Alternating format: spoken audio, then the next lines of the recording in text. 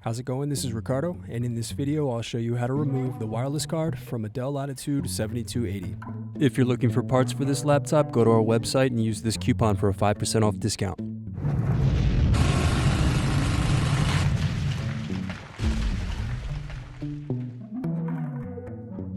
First, unscrew and remove bottom base.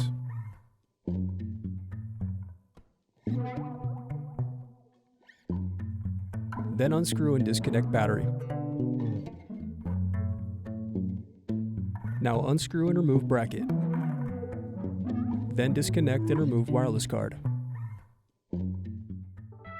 Thanks for watching.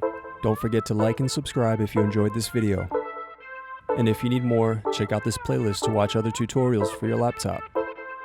You can also click here to find parts for your laptop at partspeople.com.